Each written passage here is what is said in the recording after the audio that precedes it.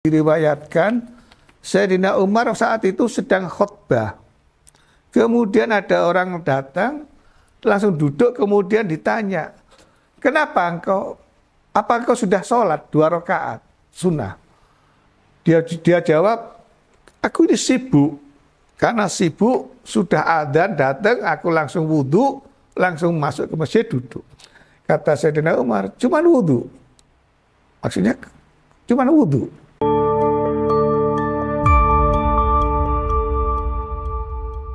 Assalamualaikum warahmatullahi wabarakatuh. Alhamdulillah, assalatu wassalamu ala rasulillah Sayyidina wa maulana Muhammad ibn Abdillah wa alihi wa ashabihi wa man walah ila yaumil qiyamah amma ba'd.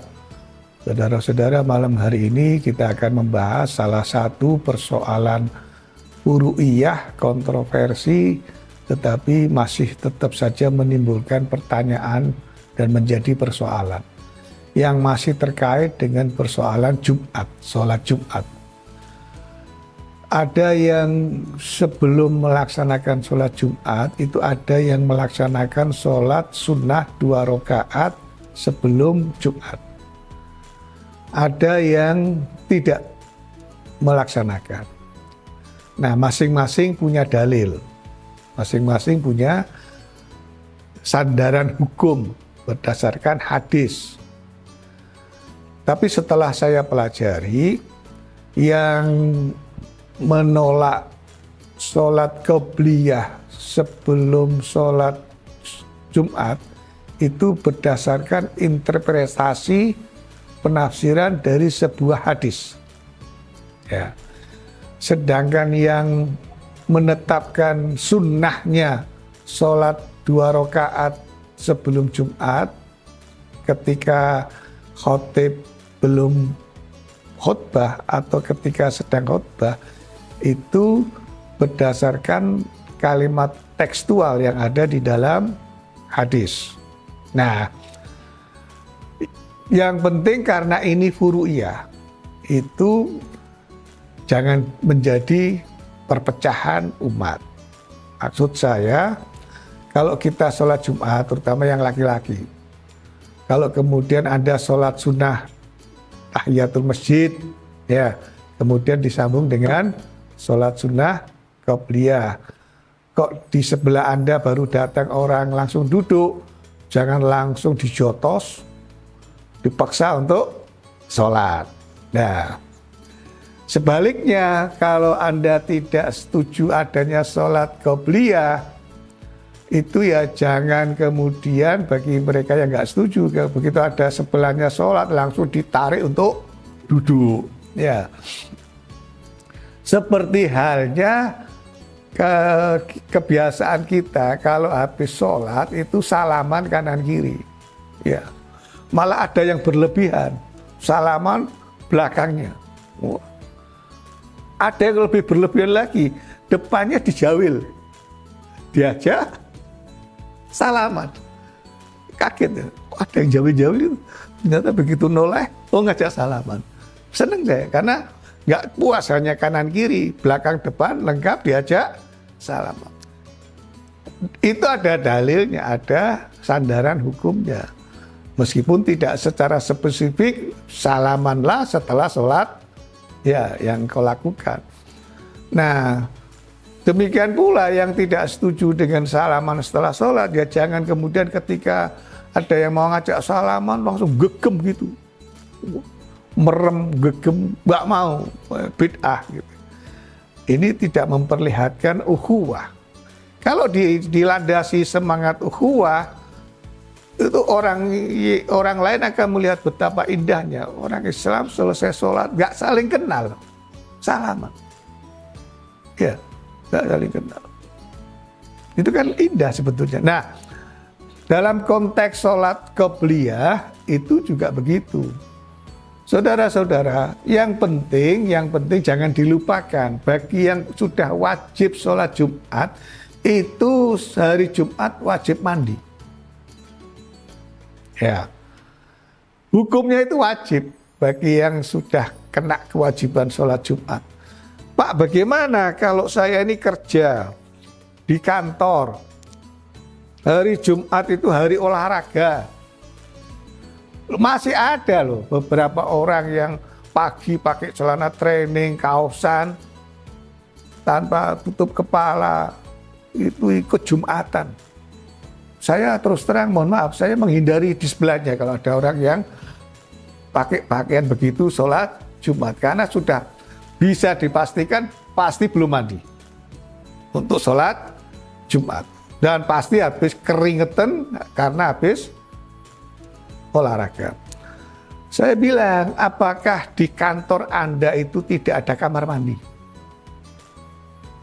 Apakah Anda kalau butuh ke kamar kecil harus keluar dari kantor, cari masjid, cari pom bensin? Tidak mungkin, pasti punya.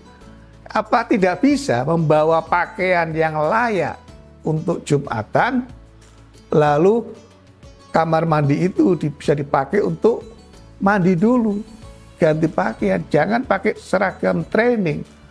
Saya yakin hari itu ketika Jumat habis olahraga dipanggil pimpinannya, pasti tergopoh-gopoh untuk ganti pakaian dulu.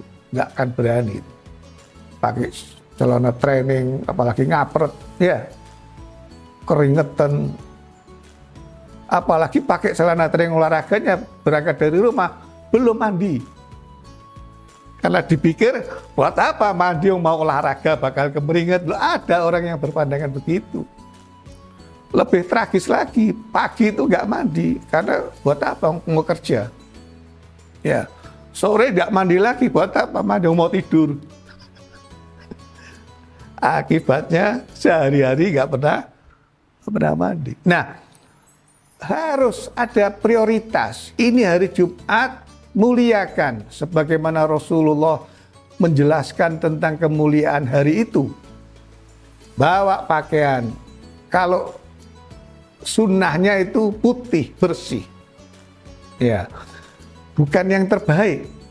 Kalau sholat Idul Fitri pakai pakaian yang terbaik, bisa warna-warni kayak biasanya orang Afrika itu. Wah, itu kalau pakai pakaian heboh betul, warna-warninya luar biasa. Tapi kalau sholat Jumat itu sunnahnya pakaian putih. Bisa, kalau mau bisa. Mandi, kemudian membersihkan diri dengan niat mandi sunnah hari Jumat. Berangkat Jumatan pakai baju putih. Ya. Nah, ini khusus laki-laki ya, karena yang perempuan nggak perlu apa. Meskipun perempuan sekarang juga banyak yang pakai mukena warna-warni, nggak pakai putih. Ya, karena mode supaya keren lah ya. Nah, saudara-saudara, saya ingin menjelaskan tentang sholat sunnah itu. Yang menolak adanya sholat sunnah qobliyah, seandainya ada yang melakukan, itu sebetulnya disebut dengan sunnah mutlak. Atau itu sebetulnya dia sedang melakukan sholat tahiyatul masjid. Bukan, tidak ada sholat sunnah qobliyah. Tapi bagi kita yang menggunakan atau melakukan, pertama karena madhab Imam Syafi'i mensunnahkan itu. Sebagaimana dijelaskan di dalam Majmu' oleh Imam Nawawi. Madhab Hanafi juga mensunnahkan. Sebagian dari pengikut madhab Hambali juga mensunnahkan, tapi juga sebagian menolak. Ya, yang paling konkret menolak itu sunnah qobliyah adalah madhab Maliki. Nah, yang menarik, sebagian ulama Syafi'i juga ada yang menjelaskan itu tidak ada sunnah qobliyah. Tapi jumhur, mayoritas, di samping Imam Syafi'i sendiri, mayoritas ulama Syafi'iyah itu mensunnahkan sholat sunnah qobliyah. Beberapa dalilnya adalah, Kanjeng Nabi pernah bersabda, di antara dua waktu sholat fardu itu ada sholat sunnah. Ya, itu kan ada sholat di antara sholat fardu wajib sebelum Misalkan sholat duhur dan asar, subuh dan duhur, asar dan maghrib, selalu ada sholat sunnahnya. Nah, tapi saya ingin mengutip apa yang ada di dalam Sahih Bukhari. Qala Nabi sallallahu alaihi wasallam, la yahtasilu rajulun yaumal jumu'ati wa yatatahharu mastata'a minat tuhri wa yaddahinu min duhnihi aw yamassu min tibi baitihi thumma yakhruju fala yufarriqu baina thnaini thumma yusalli ma kutiba lahu thumma yunsitu idza takallama al-imamu illa ghufira lahu ma bainahu wa bainal jumu'atil ukhra. Kata Kanjeng Nabi di dalam hadis yang diriwayatkan oleh Imam Bukhari rahimahullah, tidak seorang pun yang mandi, laki-laki ya, mandi hari Jumat, kemudian dia bersuci menggunakan wangi-wangian, ya, artinya tidak hanya sekedar mandi, tetapi mensucikan diri dengan sabun yang paling bagus, kemudian setelah itu pakai wangi-wangian, setelah semprot ya. Tsumma yakhruju, kemudian dia keluar menuju masjid untuk sholat Jumat. Nah, syarat, karena Nabi pesan ketika dia masuk masjid, dia tidak boleh memaksakan diri untuk maju ke shaf yang depan sambil menyilakkan. Menyilakkan ini bahasa Jawa ya. Apa di bahasa Indonesianya? Mempersilak. Kalau ini kan biasa sudah rapat, misalkan shafnya, dia kepingin, lalu melompat itu sambil menyingkirkan pundak dua orang yang sudah duluan datang. Itu yang dimaksud dengan fala yufarriqu baina tsnaini. Asal dia tidak lakukan itu. Kemudian dia sholat ma kutiba lahu. Kemudian melaksanakan sholat yang diwajibkan.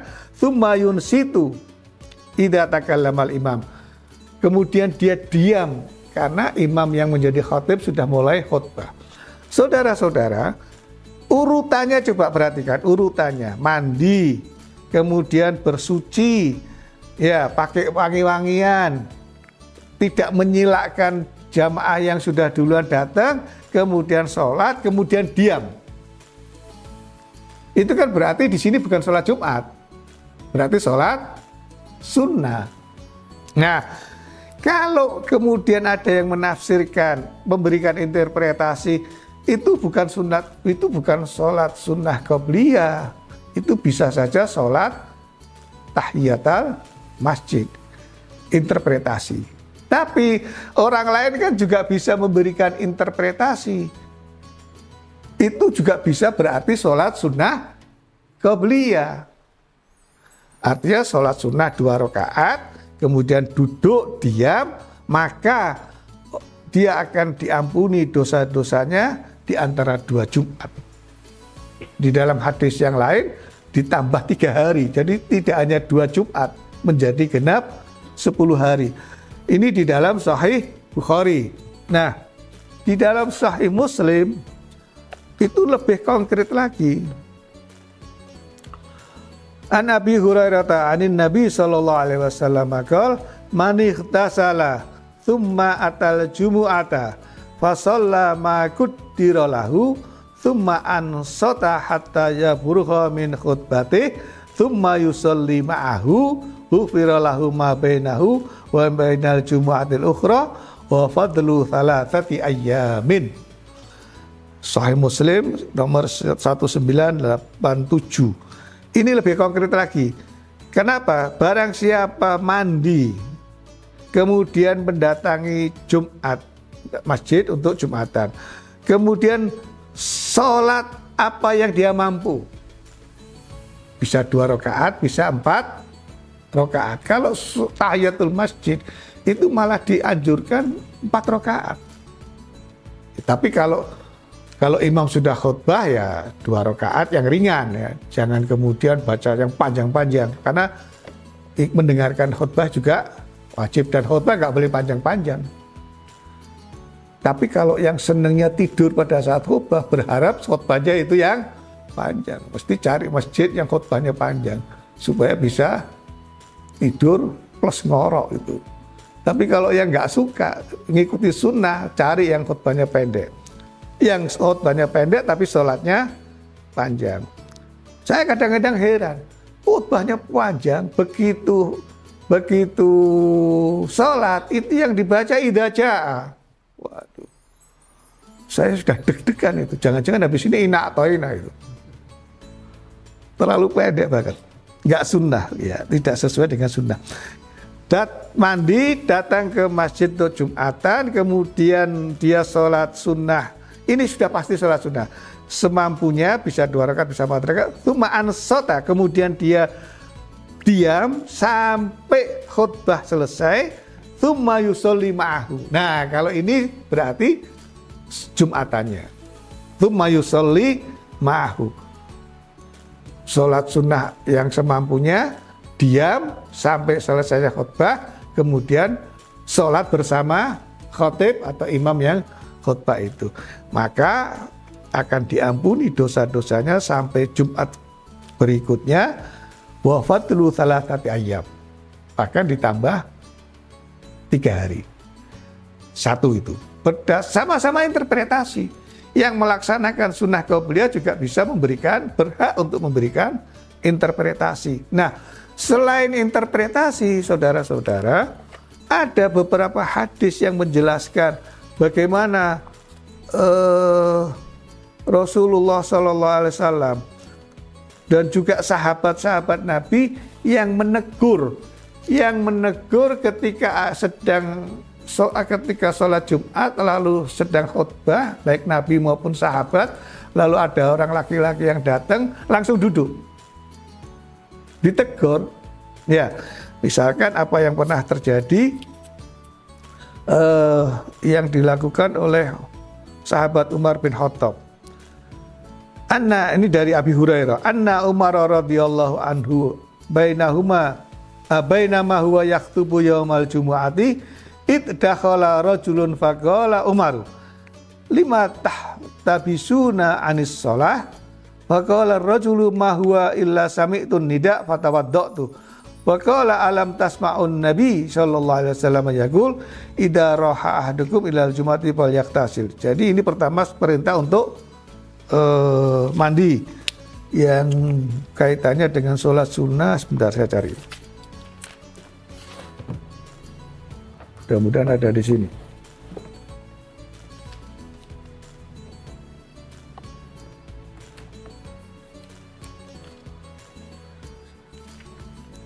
Jadi ada sebuah kisah yang diriwayatkan Sayyidina Umar saat itu sedang khutbah. Kemudian ada orang datang, langsung duduk, kemudian ditanya, kenapa apa engkau sudah sholat 2 rakaat sunnah?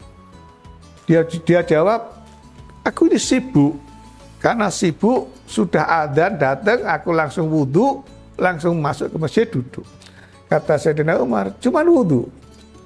Maksudnya cuman wudhu.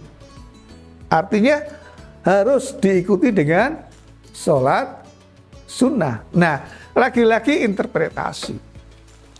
Orang boleh saja menafsirkan itu adalah sholat tahiyatul masjid, tapi orang juga berhak untuk menafsirkan itu adalah tahiyatul masjid. Nah, qabliyah Jum'ah. Saudara-saudara sekalian,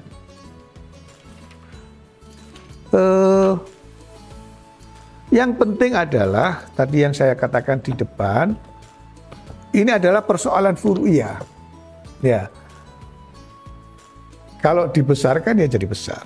Kalau tidak ya tidak. Tapi maksud saya kita ngaji malam ini supaya kita ini memang mengerti tentang perspektifnya. Sehingga kita bisa memahami orang lain yang berbeda dengan kita.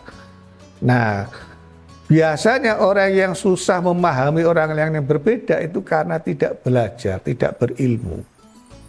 Tidak ngerti, menjadi sangat eksklusif, atau yang dalam bahasa Inggrisnya disebut dengan absolute truth claim. Dia mengklaim kebenaran mutlak keyakinannya.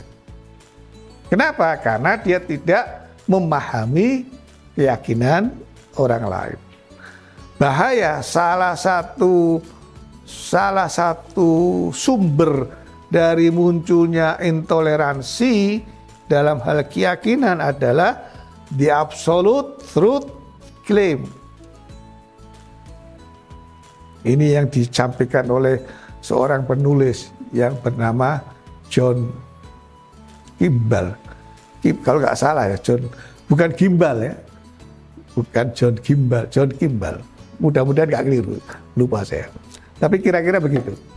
Nah, maksud saya dengan ngaji persoalan-persoalan furu'iyah seperti ini bukan membesarkan furu'iyah, tetapi supaya masing-masing mengerti posisi tentang furu'iyah itu dan argumentasi-argumentasi yang dimiliki oleh masing-masing. Mudah-mudahan ada manfaatnya. Assalamualaikum warahmatullahi wabarakatuh.